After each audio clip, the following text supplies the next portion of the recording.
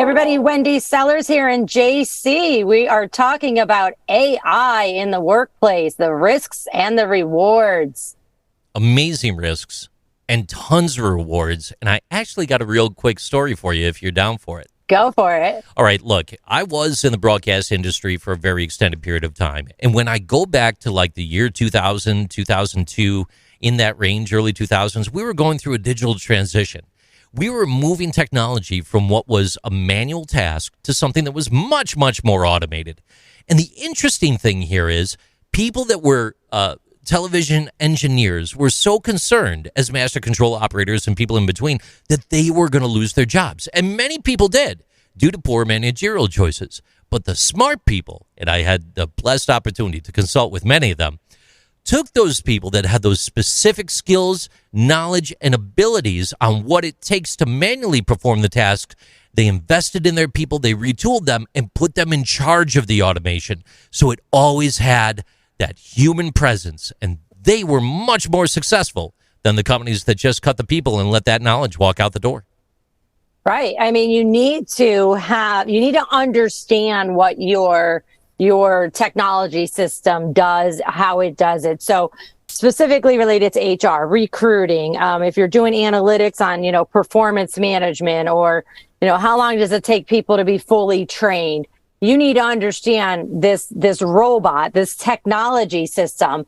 It can only do so much. It's data in, data out. And if you don't have the right data in there or any data in there, if you're not tracking things like simple things like the personal characteristics of your employees, race, gender orientation, ability, disability, and then you're trying to run an analytics to see, okay, are we unintentionally discriminating? Are we choosing more of one type person than another? Well, you can't even do that except for, go around and ask people.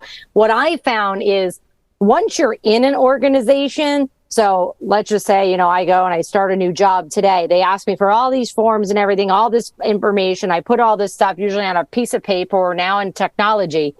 If you don't ask it of me up front, I'm going to be wary of you when you ask it down the road.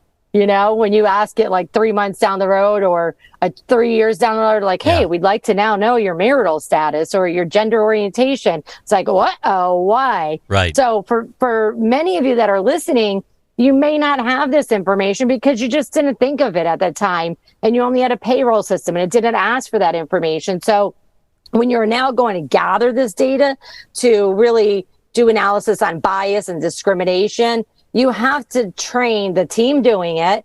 How do you sell it to people? You got to train your managers. Why are we collecting this? And then you have to have conversations with your employees of why are we collecting this information? What are we going to do with it? Who's going to have access to it? And you're safe with giving this information to HR. Nobody else will have access to it. Problem is when you accidentally let a report slip and you only have one person in your company that has X, characteristic, everybody knows who it is. So you got to be very, very careful when any kind of data that it doesn't end up in the wrong hands. Interestingly, if, back in the day you bought a software system, if you went with the lowest bidder, sometimes there might be something slipped in there that you did not expect, right? Mm-hmm. And then next thing you know, you're collecting information on the hairstyle of the individual when you maybe shouldn't be doing that. AI does lend credence to the potential of having more constraints so that you're not placing yourself in risk of collecting information that you shouldn't.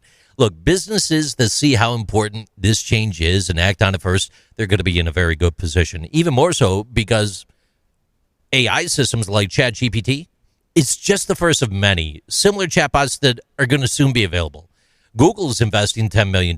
Lambda's taking off. And look, because their capacity is growing by a factor of 10 each year, you're going to be pivoted and put in a brand new position that puts you at the top of the food chain. At first glance, talking about ChatGPT, it might look like a very simple fun toy, but on a technical level, it works just like any other AI system. But it does what it does better than any of the others. People have been using Twitter for strange and funny things ever since it started, like writing weight loss plans or children's books or giving instructions on how to remove a peanut butter sandwich from a VCR. There's other reasons to be skeptical besides the unusual uses. AI has been talked up for a lot of years, but other than data analysis, it doesn't really work in most situations. It does a pretty good job of steering cars, but sometimes it hits another car. Most of the time, it gives good answers to questions, but sometimes it seems to make up the results. But more research continues to show that there's a lot more potential. And the more you look, the more you can see how this model has changed and why it seems to be at a crossroads right now more than ever before. Yeah, in reference to ChatGPT, in case anybody who's listening doesn't know what we're talking about, I don't what rock you're living under because it's all over the news, but JC actually introduced it to me and I just like, whoa, blew my mind. I started just asking it HR questions. Yeah. And it was giving me full policies and step-by-step instructions. Now, again, it's data in, data out, right? So ChatGPT uses data, not recent data from the past, probably from a gazillion. Is that a number? A gazabillion. Actually, it's like from the start of time, everything known to man, every language, every code language, everything like that, all the way up to 2021 as it's still in its test phase. Right. Yeah, so it's not going to give us any information. If a new law came out that affected most businesses, an HR law or something like that, it was in 2022, unless it was talked about in 2021, it's not going to come up in the ChatGPT system. But I used it like quickly just to write a few articles. I just said asking questions. I was like, this is so cool. And then here's another one, JC. I went into ChatGPT and said, how can we trust AI? And it came up. Yeah, it did? The answers were, I was like, it was what honest. did it say? It says trusting AI can be a complex issue because it involves evaluating the capabilities and limitations of the AI system, as well as considering the potential risks and benefits of using it. Here are a few things to consider when thinking about trust in AI. And then it goes and lists them. Number one, understanding the AI system. So whatever technology tool you're using, you and the users have to understand it. Number two, considering the risks and the benefits, the potential risks, it could definitely be like what we talked about, bias, something like that. And then it could also violate some privacy laws. I would imagine the EEOC, the Department of Labor, Department of Justice is going to be handling that. Number three, it listed evaluate the reliability and robustness of the AI system, making sure that it has been tested in various situations.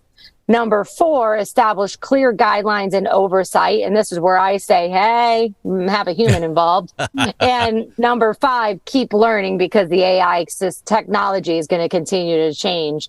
So, I thought that was awesome. And then I think it was just yesterday or the day before, college, it was a couple days that a college student wrote a plagiarism detector because you can plagiarize an entire article, a resume, a cover letter. All you got to do is ask this robot, via your internet, hey, can you write me this paper on blah?